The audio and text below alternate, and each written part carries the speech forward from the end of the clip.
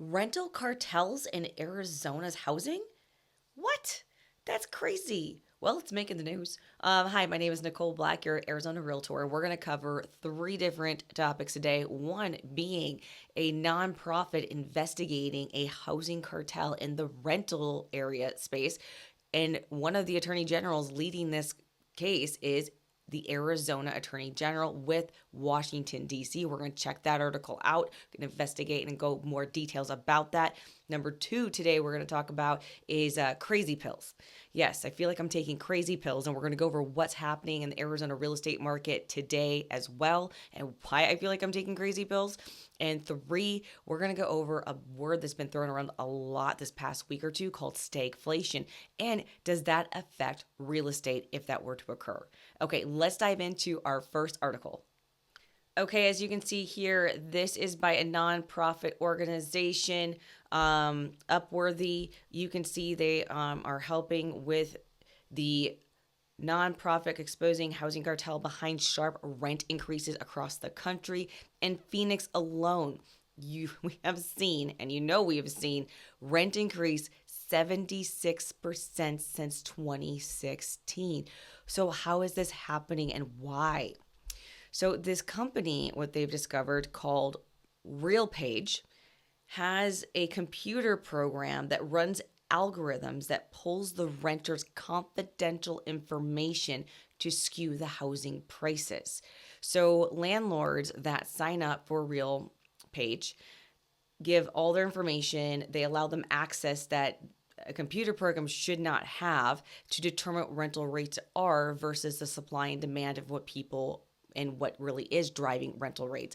They get that extra information to set all these landlords, all these apartments, all these rents at a certain point so they all stay high and overcharge what more than what is, you would say, organically created by supply and demand.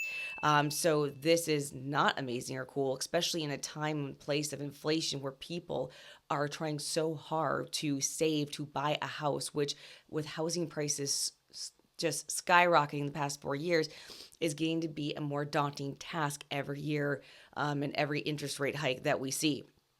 Right now, I think about a year or two ago, 27% of renters didn't believe that they could ever afford a home.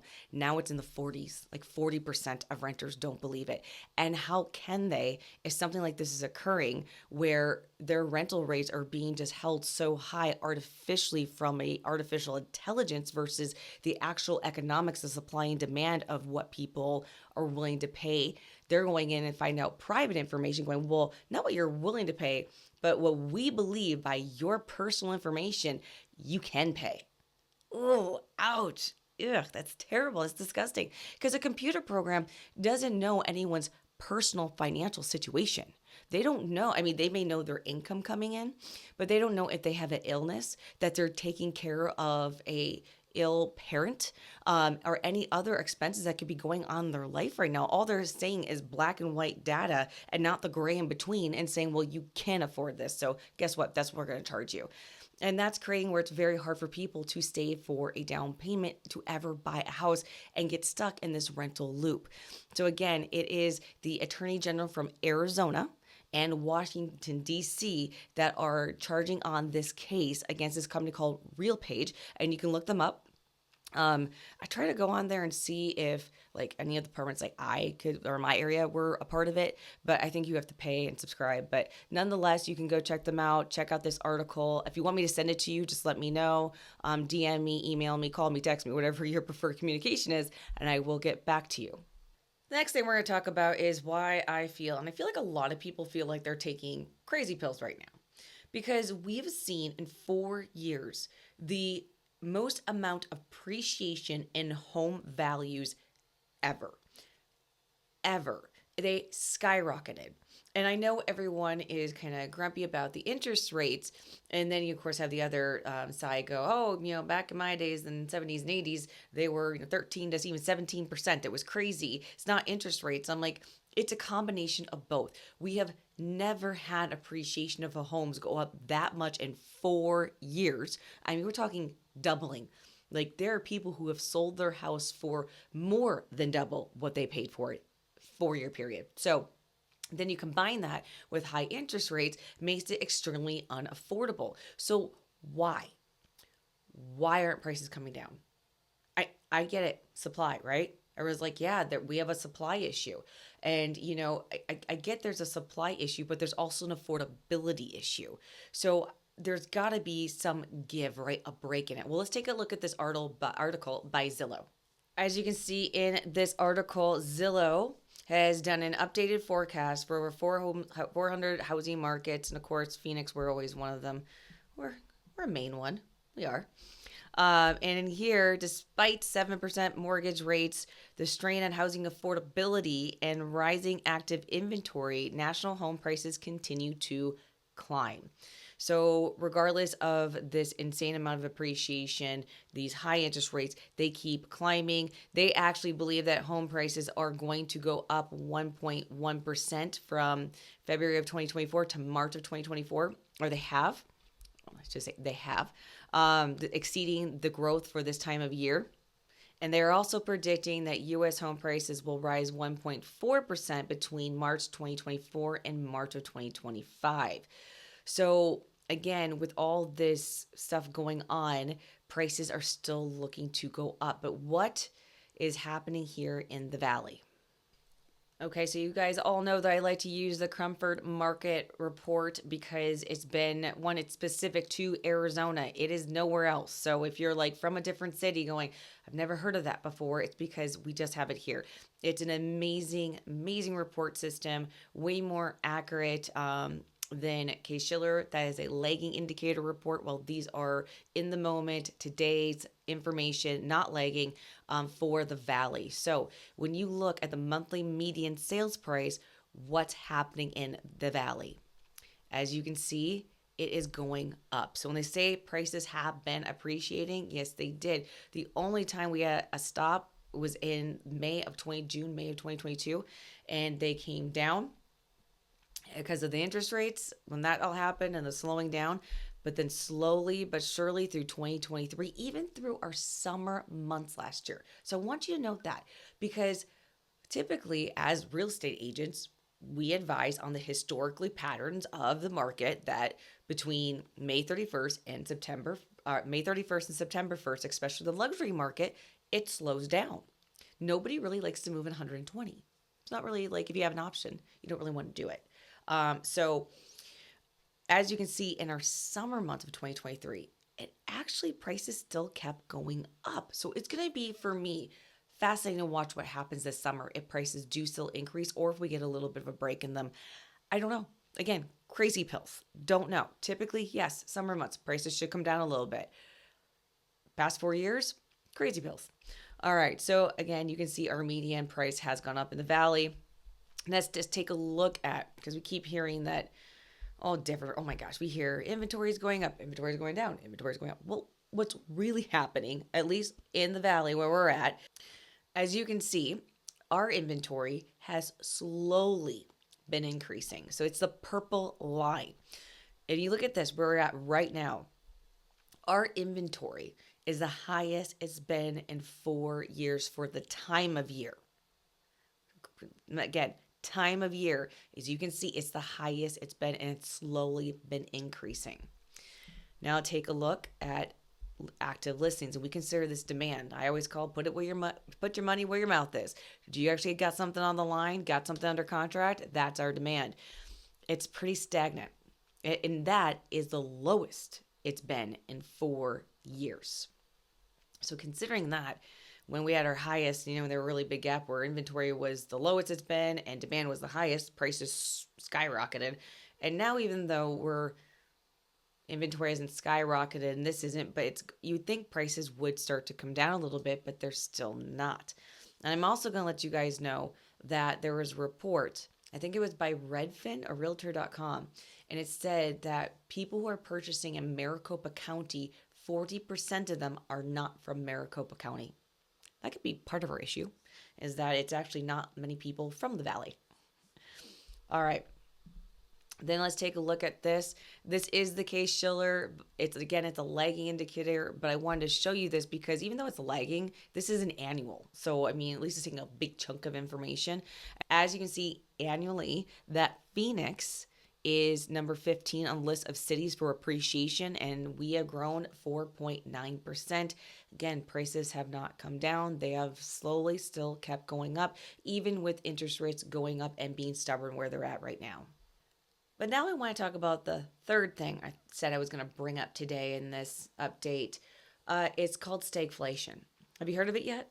It's starting to become a new buzzword. It is reinserting itself, I guess, into our verbiage for our talk about our economy, where it was back in the 70s. Yes, they're saying that the 70s could be back and we could experience stagflation. What is that? Okay, so I am not a macroeconomist. No, as you know, I'm a realtor. But I try to study the macroeconomics and the microeconomics as much as possible to give you guys the best insight for you to be empowered, make the best decisions. So I want you to kind of, this is the best way. And I asked actually my macroeconomics called ChatGPT to explain this as a third grader. So it was really easy to understand what stagflation is. And they said, imagine if you were in a store to buy your favorite toys. But this time, everything costs a lot more money than it did before. At the same time, many people who want to work at the store can't find jobs because there aren't enough jobs available. The situation where things cost more and not many people can find jobs is called stagflation. It's like when you're playing a game where you have you have to move really, really slow and everything is so much harder to get. That's what happens in a country when the economy is in stagflation.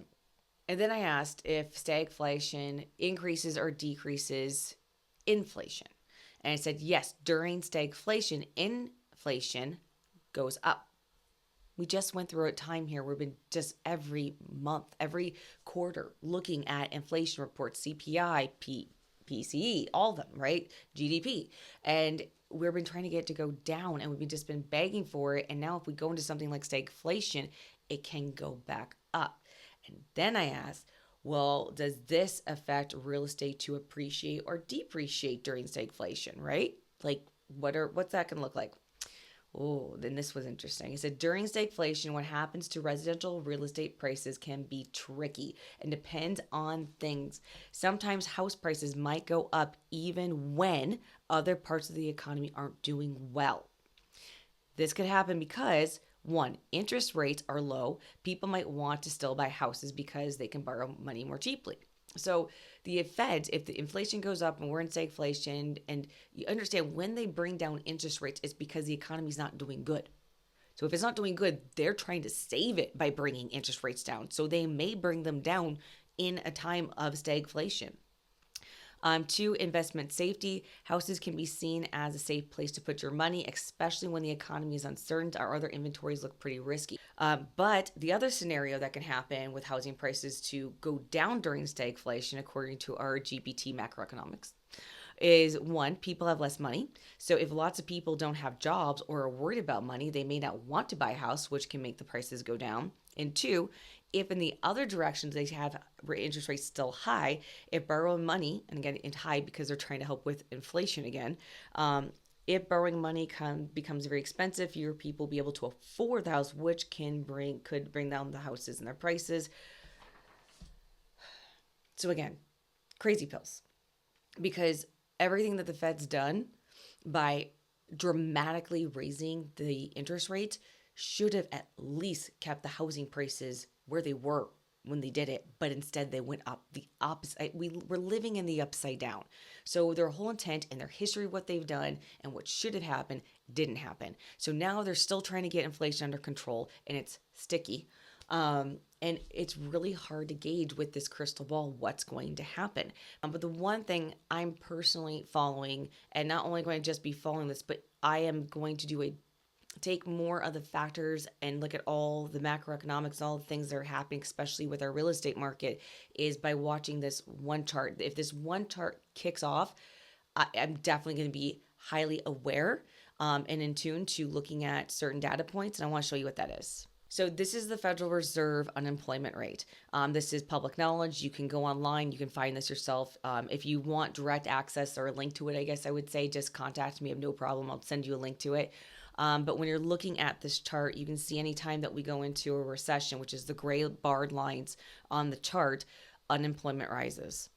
Here, unemployment rises. Here, unemployment rises. So if I see, which we already kind of have a little bit of an uptick in unemployment right now currently, if that keeps going and starts going up, to me, it's going to be a leading indicator of what might be occurring soon. And who knows? Again, no crystal ball, but it just means keeping an eye on all the numbers and making sure that we can be informed as much as possible so that you guys can make the best real estate decisions with, again, no crystal ball, but at least all the knowledge that's available to you to have.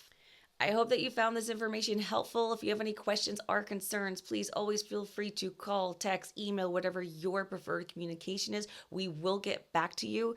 This is what we do. So if you like this kind of stuff, like and subscribe. Keep on the know. We're going to keep up on the unemployment rate. We're going to keep up on our mortgage rates, our inventory, our sales, our demand, supply, all the things, so that you're always in the know and empowered to help make decisions here in Arizona on your real estate journey.